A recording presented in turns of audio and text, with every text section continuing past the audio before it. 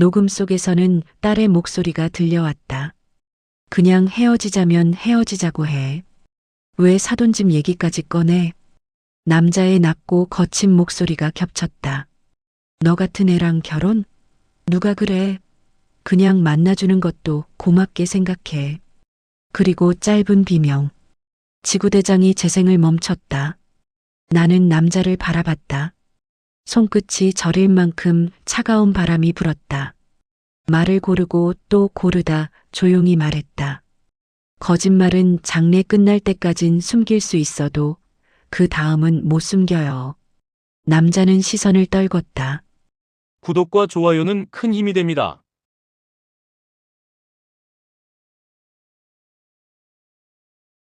장례식장에서 막 돌아온 날이었다. 따님이 그날 밤에 왜 그런 데를 다녔는지부터 설명하셔야 됩니다. 젊은 순경이 그렇게 말했다. 나는 검은 외투를 벗지도 못한 채 경찰서 의자에 앉았다. 외투 소매에서는 아직 조문객들이 건넨 향 냄새가 희미하게 올라왔다. 순경은 내 딸의 신상 명세서를 손가락으로 톡톡 두드리며 말했다. 예비사돈? 그쪽에서는 모른다던데요. 나는 순간 숨이 막혔다. 딸이 지난 1년 동안 얼마나 그 집안 사람들을 만나려 애썼는지, 예비 시어머니 앞에서 얼마나 조심스럽게 말을 골랐는지 나는 다 알고 있었다. 명절 때마다 정성껏 준비한 선물들, 따뜻한 말 한마디라도 듣고 싶어 하던 딸의 떨리는 목소리, 복도 끝에서 커피 자판기 소리가 툭 하고 끊겼다. 나는 딸의 영정사진을 품에 더 가까이 끌어당겼다. 사진 속 딸은 웃고 있었다. 밝게 환하게. 하지만 나는 알고 있었다. 그 웃음 뒤에 얼마나 많은 상처가 숨어 있었는지를. 장례 내내 울지도 못했다. 조문객들은 교통사고라니 참 안 됐네요라며 고개를 저었지만 아무도 딸이 왜 그 밤에 그 길을 가고 있었는지는 묻지 않았다. 딸이 마지막으로 남긴 말은 엄마 예비사돈한테 오늘은 꼭 얘기하고 올게. 그 한 줄뿐이었다. 전화기 너머로 들리던 딸의 목소리는 평소보다 단단했다. 떨리지 않았다. 마치 무언가를 결심한 사람처럼. 뭘 얘기하려고? 나는 그렇게 물었지만 딸은 짧게 웃으며 말했다. 엄마, 나도 이젠 할 말은 해야 할 것 같아. 괜찮아, 금방 올게. 그게 마지막이었다. 순경은 나를 힐끗 보더니 서류를 뒤적였다. 솔직히 말씀하시죠. 따님이 그 집안이랑 무슨 문제 있었던 거 아닙니까? 그의 말투에는 의심이 묻어 있었다. 마치 딸이 뭔가 잘못을 저질렀을 거라는 전제가 깔려 있는 듯 했다. 나는 입술을 꽉 깨물었다. 아무 말도 하지 않았다. 말해봤자 믿지 않을 거라는 걸 알았다. 근데 따님 직업 말이 좀 애매하네요. 순경이 모니터를 돌렸다. 딸이 밤마다 몰래 다니던 스튜디오와 클럽 영상이 보였다. 조명, 카메라, 무대하지만 어디에도 관객은 없었다. 화면 속 딸은 조명 아래에서 춤을 추고 있었다. 혼자 아무도 보지 않는 무대 위에서. 순경이 영상을 멈추고 나를 쳐다봤다. 이게 뭡니까? 취미 활동이라기엔 좀 이상하지 않습니까? 나는 화면 속 딸의 모습을 오래 바라봤다. 딸은 취미라며 말하지 않은 걸 나도 알고 있었다. 하지만 나는 묻지 않았다. 딸이 그렇게 춤출 때만큼은 행복해 보였으니까. 극기 많던 얼굴. 초등학교 때부터 딸은 무대에 서는 걸 좋아했다. 학예회 때마다 주연을 맡았고 중학교 때는 댄스 동아리 회장이었다. 선생님들은 모두 말했다. 이 아이는 연예인 해도 되겠어요. 하지만 고등학교 3학년 겨울 모든 게 바뀌었다. 딸의 가장 친한 친구 수진이가 연예기획사에 합격했다. 수진이는 신인 걸그룹 멤버로 데뷔를 준비 중이었다. 딸은 수진이를 부러워하면서도 진심으로 응원했다. 언니, 나 곧 데뷔해. 꼭 와줘야 돼. 수진이는 그렇게 밝게 웃었다. 하지만 6개월 후, 수진이는 소속사 대표와 선배 연예인들의 가혹한 갑질과 폭언, 굶기기, 폭행을 견디지 못하고 숙소 옥상에서 뛰어내렸다. 딸이 그 소식을 듣고 달려왔을 때 나는 평생 잊지 못할 광경을 봤다. 딸은 온몸을 떨며 내 품에서 울었다. 엄마, 수진이가 목소리가 제대로 나오지 않았다. 딸의 손은 얼음처럼 차가웠다. 그날 밤 딸은 잠들지 못하고 방 안을 계속 걸어 다녔다. 나는 문틈으로 그 모습을 지켜봤다. 딸은 벽에 붙어 있던 가수 포스터들을 하나씩 떼어내고 있었다. 천천히, 조용히, 마치 무언가와 작별하듯이. 그날 이후 딸은 단 한 번도 유명해지겠다는 말을 하지 않았다. 대학 입시 원서에도 연극 영화가를 쓰지 않았다. 그냥 평범한 경영학과에 진학했다. 하지만 나는 알고 있었다. 딸이 여전히 무대를 그리워한다는 것을. 그래서 딸은 밤마다 아무도 없는 작은 스튜디오를 빌렸다. CCTV도 없는, 관객도 없는, 아무도 평가하지 않는 그곳에서 딸은 혼자 춤을 췄다. 그게 딸이 찾은 유일한 안전지대였다. 순경은 그런 걸 알 리 없다는 듯 나를 위아래로 훑쳤다. 이런데 밤늦게 다니는 여자들 뭐 하시죠? 그의 눈빛에는 편견이 가득했다. 나는 참았다. 소리치고 싶었지만 참았다. 딸의 진실을 아무리 설명해도 이 사람은 믿지 않을 것이다. 연예인 준비한 건 아니죠? 보통 이런 데 다니면. 순경의 말은 계속 이어졌다. 마치 딸을 의심스러운 존재로 만들려는 것처럼. 나는 고개를 저었다. 아닙니다. 그냥 취미였어요. 취미? 순경이 비웃듯 중얼거렸다. 밤 11시에 혼자 스튜디오 가는 게 취미라. 그는 더 이상 묻지 않았다. 이미 결론을 내린 표정이었다. 나는 영정 사진을 더 꽉 안았다. 딸의 전 남자친구 집 이야기가 나오자 순경은 피식 웃었다. 회장 집안이요? 딸이 지방대 출신이라면서요. 책상 위에서 그의 손가락이 심드렁하게 톡톡 울렸다. 나는 그 말에 주먹을 쥐었다. 딸은 지방대를 나왔다. 하지만 그게 뭐가 잘못됐다는 건가? 딸은 성실했고 똑똑했고 누구보다 따뜻한 사람이었다. 그쪽 예비 시어머니 말로는요, 따님 알지도 못한다는데요. 순경은 의자를 뒤로 밀며 말했다.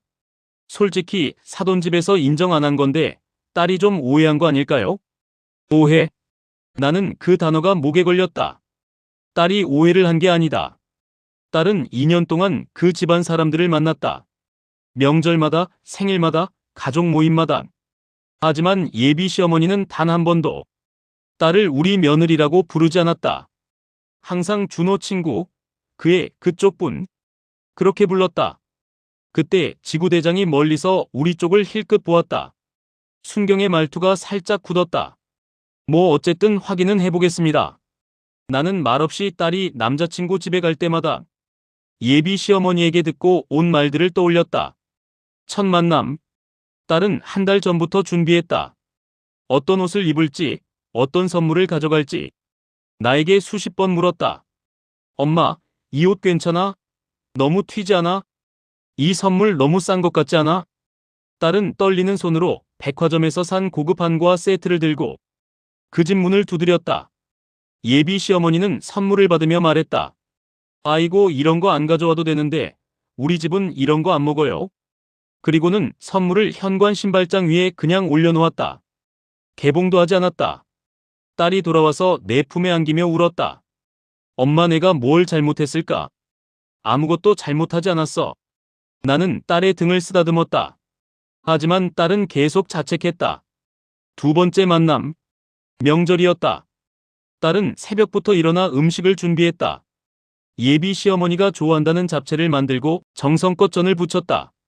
하지만 식탁에 앉았을 때 예비 시어머니는 딸이 만든 음식을 보지도 않았다. 대신 옆 사람에게 속삭였다. 요즘 애들은 부업 같은 것도 하는구나. 특이하네. 딸이 밤에 스튜디오에 다니는 걸 비꼬는 말이었다. 딸의 얼굴이 새하얗게 질렸다. 나는 그 이야기를 전화로 듣고 딸에게 말했다. 그 집 그만 가도 돼. 엄마가 내 편이야. 하지만 딸은 고개를 저었다. 엄마, 준호는 좋은 사람이야. 조금만 더 참아볼게. 세 번째, 네 번째, 다섯 번째. 만남이 거듭될수록 예비 시어머니의 말은 더 날카로워졌다. 가정환경이 너무 달라서 힘들겠다. 우리 집은 대대로 명문가인데 내가 적응할 수 있을까? 준호 아버지가 회장이잖아. 그 정도 집안이면 뭐 알지. 딸은 그때마다 웃으며 넘겼다. 하지만 집에 돌아오면 혼자 방에 들어가. 한참을 나오지 않았다. 나는 문틈으로 딸의 모습을 봤다.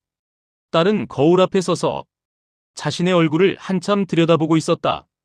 나 뭐가 부족한 걸까? 혼잣말이었다. 그 말을 들은 순간 내 가슴이 무너져 내렸다. 딸은 부족하지 않았다. 절대로. 하지만 예비 시어머니는 계속 딸을 깎아내렸다.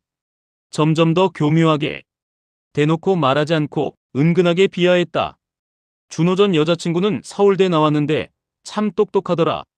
우리 집 며느리는 최소한 영어는 잘해야 하는데. 아, 요즘은 스펙이 중요한 게 아니라지. 뭐, 그렇다고는 하던데. 딸은 그 말들을 모두 받아냈다. 웃으며. 아무렇지 않은 척. 하지만 나는 알았다. 딸이 얼마나 상처받고 있는지. 어느 날 딸이 물었다. 엄마, 나 준호랑 결혼하면 안 될까? 왜 그런 생각을 해? 준호 엄마가 날 싫어하는 것 같아. 아무리 노력해도 안 받아주시는 것 같아. 나는 딸의 손을 꼭 잡았다. 내가 행복하지 않으면 안 돼. 결혼은 내 인생이야. 딸은 고개를 끄덕였다. 하지만 눈물을 흘렸다. 엄마, 나 준호를 사랑해. 그런데 왜 이렇게 힘들까? 순경의 목소리가 내 생각을 끊었다. 어머님, 듣고 계세요? 나는 고개를 들었다. 순경이 서류를 뒤적이며 말했다. 이게 딸분 핸드폰 기록인데요. 예비 시어머니라는 분과 통화 기록이 없네요. 없을 리가 없다. 딸은 매번 전화했다. 인사하려고, 안부 묻으려고. 그쪽에서 안 받으셨을 겁니다. 내가 말했다. 순경이 눈썹을 치켜 올렸다. 안 받았다고요? 딸이 전화해도 안 받으셨어요. 문자도 답장이 없었고요. 순경은 피식 웃었다. 그럼 더 이상한데요. 왜 딸분이 그 집에 계속 간 거죠? 나는 대답하지 않았다. 대답할 수 없었다. 딸은 사랑했으니까. 인정받고 싶었으니까. 가족이 되고 싶었으니까. 그게 잘못인가? 지구대장이 서류를 들고 돌아왔다. 택시 블랙박스 확보했습니다. 그의 표정이 굳어 있었다. 모니터에 딸의 마지막 이동 경로가 떴다. 딸이 전 남자친구 자취방 골목에서 모습을 드러냈다. 하얀 코트, 에코백, 숨을 고르는 듯한 긴 정지. 화면 속 딸은 멈춰 서 있었다. 한참. 마치 무언가를 결심하는 것처럼. 그리고 손에 쥐어진 작은 검은 USB. 나는 숨을 멈췄다. 저게 뭐지? 지구대장이 재생을 멈췄다. 이 USB, 따님 가방에서 나왔습니다. 내용물 보셔야 할 겁니다. 순경이 USB를 컴퓨터에 꽂았다. 파일 목록이 뜨기 시작했다. 투자심의 244분기. PDF. 경쟁사 인수 전략 기밀. DOCX. 해외법인 설립 계획 초안. XLSX. 비밀 제보라인 내부 자료. TXT. 순경의 눈이 커졌다. 이거 뭡니까? 지구대장이 파일을 하나씩 열어봤다. 화면에는 남자친구 아버지 회사의 대규모 투자 심의 기밀 서류가 가득했다. 사업 확장안, 경쟁사 인수 전략, 비밀 제보 라인. 회사 로고가 선명했다. 그리고 CONFIDENTIAL 워터마크가 모든 페이지에 박혀 있었다. 이건 대기업 기밀 자료인데요. 순경이 중얼거렸다. 나는 화면을 멍하니 바라봤다. 딸이 이걸 어떻게 가지고 있었던 거지? 그때 지구대장이 다른 파일을 열었다. 오디오 파일이었다. 녹음 2024억 1118만 2147. M4억. 재생 버튼을 눌렀다. 잡음 섞인 음성이 흘러나왔다. 딸의 목소리였다. 떨리지만 단단한. 이걸 넘기기 전에 사과하세요. 그동안 하셨던 말들 다 알고 있어요. 심장이 쿵 내려앉았다. 그리고 예비 시어머니의 목소리. 차갑고 날카로웠다. 내가 감히 그걸 들춰. 어디서 들은 줄 알고. 잠시 정적. 이리 와서 얘기해. 지금 당장. 딸의 숨소리가 가빠졌다. 사과만 하시면 돼요. 제가 원하는 건 그것뿐이에요. 예비 시어머니가 비웃었다. 사과? 너한테? 목소리에 경멸이 가득했다. 너 같은 애가 우리 집안에 대해 뭘 안다고. 저도 사람이에요. 딸의 목소리가 흔들렸다. 그동안 얼마나 무시당했는지 아세요? 제가 얼마나. 닥쳐. 예비 시어머니가 말을 끊었다. 내가 뭔데 우리 집 일에 대해 떠들어. 그 USB 지금 당장 가져와. 안 그러면. 녹음이 끊겼다. 조사실이 조용해졌다. 아무도 말하지 않았다. 나는 숨이 턱 막혔다. 손이 떨렸다. 딸이 그렇게 말했구나. 저도 사람이에요. 그 한마디에 얼마나 많은 상처가 담겨 있었을까. 순경은 작은 목소리로 말했다. 이거 완전 다른 사건인데요. 지구대장이 고개를 끄덕였다. 기밀 유출, 협박, 그리고 그가 블랙박스 영상을 다시 돌렸다. 의문의 교통사고. 화면 속에서 딸은 USB를 꼭 쥔 채 택시에 올랐다. 목적지는 예비 시어머니가 있는 곳이었을 것이다. 나는 영정 사진을 내려다봤다. 딸의 얼굴이 흐려져 보였다. 눈물 때문에. 딸아. 목소리가 나오지 않았다. 딸은 사과받으려 갔던 거였다. 그것뿐이었다. 하지만 돌아오지 못했다. 지구대장이 전화기를 들었다. 본사에 연락하겠습니다. 순경의 표정이 완전히 바뀌어 있었다. 더 이상 비웃지 않았다. 더 이상 의심하지 않았다. 이제 그도 알았다. 이것이 단순한 사고가 아니라는 것을. 지구대장은 바로 대기업 본사로 전화를 걸었다. 외부 스피커에서 묵직한 남성의 목소리가 울렸다. 저는 그 회사 회장입니다. 그 서류가 왜 거기 있습니까? 순경이 갑자기 몸을 고추 세웠다. 지구대장이 말했다. 고인의 가방에서 나왔습니다. 딸과 예비사돈댁 관계에 대한 조사 중인데. 회장의 목소리가 딱딱 끊어졌다. 아내에게 확인했습니다. 그 아이 우리 집에 와서 소리쳤다더군. 나는 숨을 삼켰다. 그가 말을 이었다. 하지만 그렇게 죽을 이유는 없습니다. 지구대장이 조용히 말했다. 사고 장면 블랙박스가 이상합니다. 브레이크 등도, 충돌 회피 반응도 없습니다. 순경의 얼굴이 창백해졌다. 그가 두 손을 조금 떨었다. 처음으로 이 사건이 단순한 사고가 아님을 그도 느낀 것이다. 예비 시어머니는 조사실 문 앞에서 팔짱을 낀 채 서 있었다. 내가 들어가자 그녀는 피곤한 사람 대하듯 말했다. 이런 일까지 벌여야 했나요? 따님이 감정적인 건 다들 알고 있었잖아요. 목 뒤가 차갑게 식어갔다. 지구대장이 USB를 책상 위에 올려두며 말했다. 이 USB, 고인의 가방에서 나왔습니다. 내용물은 회장님 회사의 기밀입니다. 그녀의 눈이 순간 크게 흔들렸다. 나는 그 작은 떨림을 놓치지 않았다. 그때 문이 벌컥 열리며 회장이 들어섰다. 그녀의 남편이었다. 걸음은 느렸지만 눈빛은 단단했다. 내가 오지 말라고 했지. 그의 낮은 목소리에 조사실 공기가 술렁거렸다. 예비 시어머니는 당황한 듯 손가락을 구부렸다 펴기를 반복했다. 지구대장이 블랙박스를 모니터에 띄웠다. 딸이 마지막으로 통화하던 장면. 흐릿한 목소리 뒤에 예비 시어머니의 익숙한 말투가 흘렀다. 내가 감히 우리 집 일을 들춰. 당장 와.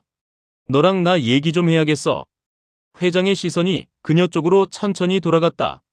내가 불러냈어. 그 아이를. 그녀의 호흡이 가쁘게 흔들렸다. 나는 손끝이 떨릴 만큼 조용하게 말했다.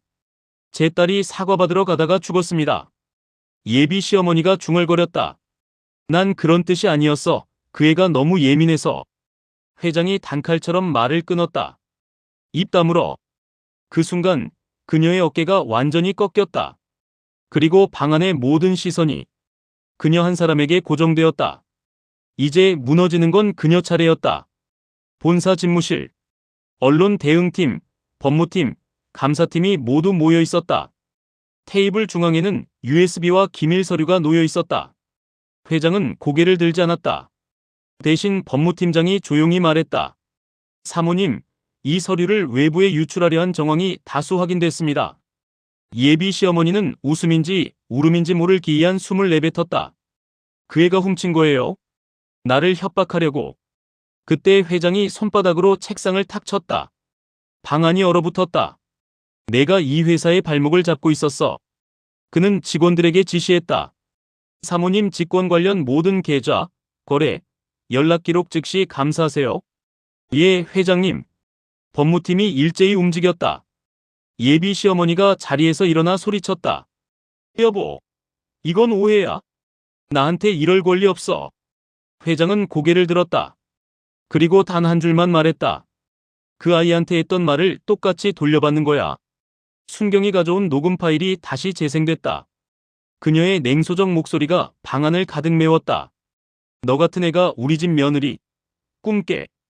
그녀의 얼굴이 일그러졌다. 그 순간 감사팀장에게서 보고가 들어왔다. 사모님 경쟁사와의 접촉 정황 다수 발견됐습니다. 이건 형사사건입니다. 회의실이 숨조차 멈춘 듯 조용해졌다. 예비 시어머니는 그제야 부드럽게 무너졌다. 입이 덜덜 떨리고 손등이 책상 위에서 미끄러졌다. 여보, 나 그러려던 게 아니야. 회장은 더 이상 보지 않았다. 직원들에게 말했다. 내보내세요. 문이 열리고 경호팀이 그녀를 데리고 나갔다. 그녀의 힐 굽소리가 복도에서 흔들렸다. 마치 오래된 기둥이 무너지는 소리처럼. 나는 그 장면을 문틈으로 지켜봤다. 숨을 길게 들이마시고 짧게 내쉬었다. 딸, 이 정도면 됐지. 입 밖으로 새어나온 건 오직 그 한마디뿐이었다. 해질녘 딸이 좋아하던 다리 아래 벤치에 앉았다. 가방에서 USB를 꺼내 조용히 무릎 위에 올려두었다. 바람이 불어와 종이 조각 같은 서류 표지를 건드렸다. 나는 천천히 손바닥으로 USB를 덮었다. 그 위에 햇빛이 작은 금빛 조각처럼 내려앉았다. 말하지 않았다. 아무 소리도 내지 않았다. 조용한 강물 소리만 흐르고 있었다.